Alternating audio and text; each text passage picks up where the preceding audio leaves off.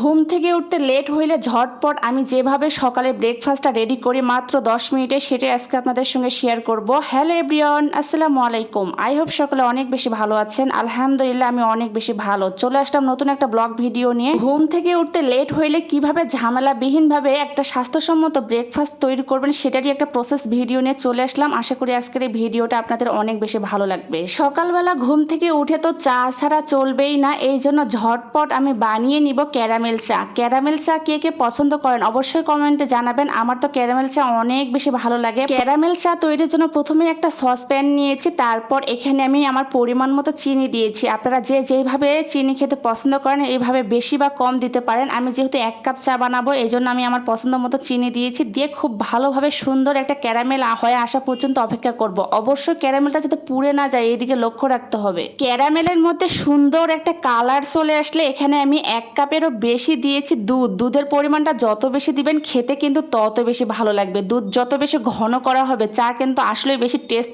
চলে আসে। তো আপনারা কিভাবে চা বানান অবশ্যই কমেন্টে জানাবেন।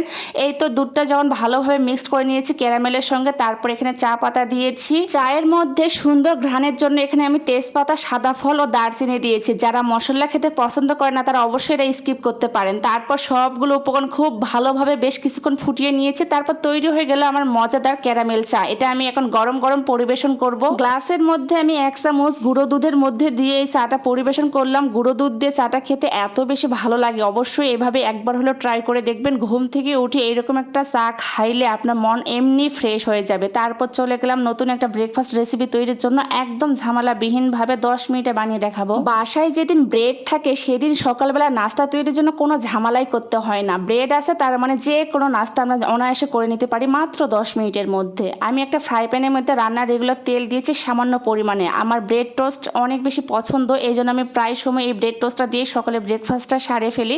আর এখানে ছিল বানানা ব্রেড। বানানা ব্রেড আমার অনেক বেশি পছন্দ। বানানা ব্রেডটা আপনারা কে কে পছন্দ করেন অবশ্যই কমেন্টে জানাবেন। ব্রেডটা দেওয়ার পর দুই পাশে আমি ব্রাউন কালার করে ভেজে নিয়েছি। এই ব্রেডটা খেতে আমার কাছে অনেক বেশি ভালো লাগে। আপনারা চাইলে এখানে ঘিয়ে ভেজে নিতে পারেন, ঘিয়ে ভেজে খেলেও অনেক বেশি ভালো লাগে। তারপর আমি চলে গেলাম পরবর্তী স্টেপে। এখানে আবারও রান্নার রেগুলার তেল দিয়েছি পরিমাণ মতো। আর আমি যেহেতু সর্ষে তেলে রান্না করি এই জন্য এখানে সর্ষে তেল অ্যাড করে দিয়েছি। তারপর এখানে আমি একটা ডিম দিয়ে দিব, ডিম পোস্ট করে নিব। তো এই তো ঝটপট আমার সকালে ব্রেকফাস্ট রেডি। আপনারা কি দিয়ে সকালে ব্রেকফাস্ট করলেন অবশ্যই কমেন্টে জানাবেন। আর একদমই ঝামেলাবিহীনভাবে কোনো কিছু করতে ইচ্ছে করতেছিল না, এই জন্য 10 মিনিটে এই নাস্তাটা তৈরি করে নিয়েছি। তারপরও খেতে কিন্তু মাশাআল্লাহ অনেক ভালো হয়েছিল। আমার ভিডিওটি কে কোন জেলা থেকে দেখতেছেন অবশ্যই কমেন্টে জানাবেন, যাতে আমি নেক্সট ভিডিওতে আপনাদেরকে ধন্যবাদ জানাতে পারি। আপনাদের এক একটা কমেন্ট শেয়ার আমাকে অনেক বেশি উৎসাহ প্রদান করে পরবর্তী ভিডিও বানানোর জন্য। তো আমার ভিডিওগুলো যদি ভালো লাগে অবশ্যই বেশি বেশি করে শেয়ার করে আমার পেজের পাশেই থাকবেন। আজকের মতো সবাই ভালো থাকবেন। আল্লাহ হাফেজ।